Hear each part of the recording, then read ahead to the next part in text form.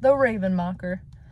Of all the Cherokee wizards or witches, the most dreaded is the Raven Mocker, the one that robs the dying man of life.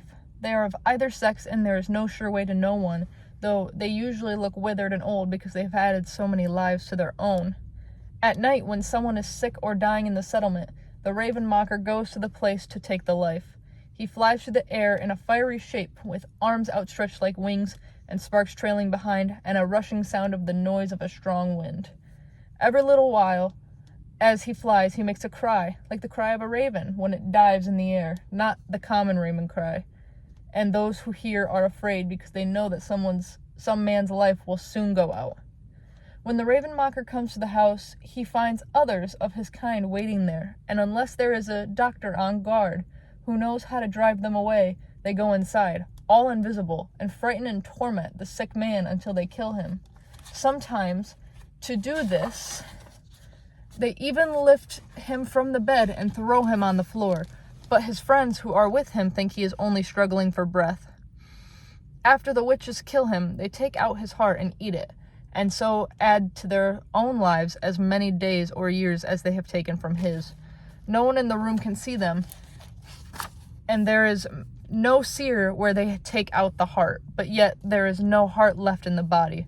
Only one who has the right medicine can recognize a Raven Mocker, and if such a man stays in the room with the sick person, these witches are afraid to come in, and retreat as soon as they see him, because when one of them is recognized in his right shape, he must die within 7 days. There was once a man named Gunskali Ski who had this medicine and used to hunt for Raven Mockers and killed several. When the friends of a dying person know that there is no more hope, they always try to have one of these medicine men stay in the house and watch the body until it is buried, because after the burial, the witches do not steal the heart. The other witches are jealous of the Raven Mockers and afraid to come into the same house with one.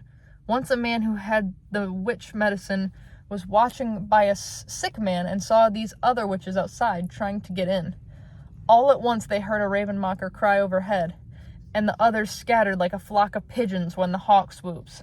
When at last their Raven Mocker dies, these other witches sometimes take revenge by digging up the body and abusing it. The following is told on the reservation as an actual happening. A young man had been out on a hunting trip, and he was on his way home when night came on, while he was still a long distance from the settlement. He knew of a house not far off the trail, where an old man and his wife lived, so he turned in that direction to look for a place to sleep until morning. When he got to the house, there was nobody in it. He looked into the sea and found no one there either. He thought maybe they had gone after water, and so stretched himself out in the farthest corner to sleep.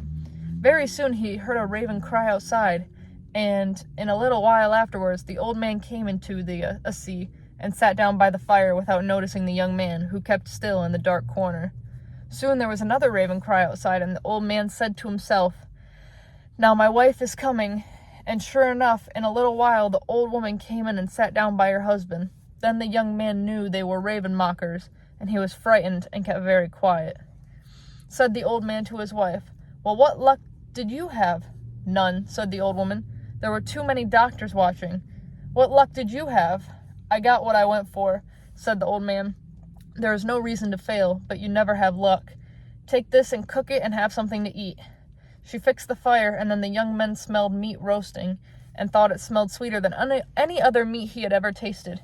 He peeped out from one eye, and it looked like a man's heart roasting on a stick. Suddenly the old woman said to her husband, "Who is over in the corner?" "Nobody," said the old man. "Yes, there is," said the old woman. "I hear him snoring," and she stirred the fire until it blazed and lighted up the whole place, and there was the young man lying in the corner. He kept quiet and pretended to be asleep. The old man made a noise at the fire to wake him, but still he pretended to sleep. Then the old man came over and shook him, and he sat up and rubbed his eyes as if he had been asleep the whole time. Now it was near daylight, and the old woman was out in the other house getting breakfast ready, but the hunter could hear her crying to herself. "Why is your wife crying?" he asked the old man. "Oh, she has lost some of her friends lately and feels lonesome," said her husband. But the young man knew that she was crying because he had heard them talking. When they came out to breakfast, the old man put a bowl of corn mush before him and said, "This is all we have. We have had no meat for a long time. After breakfast, the young man started on again, but when he had gone a little way, the old man ran after him with a fine piece of beadwork and gave it to him, saying, "Take this and don't tell anybody what you heard last night, because my wife and I are always quarreling that way." The young man took the piece, but when he came to the first creek, he threw it in the water and then went on to the settlement.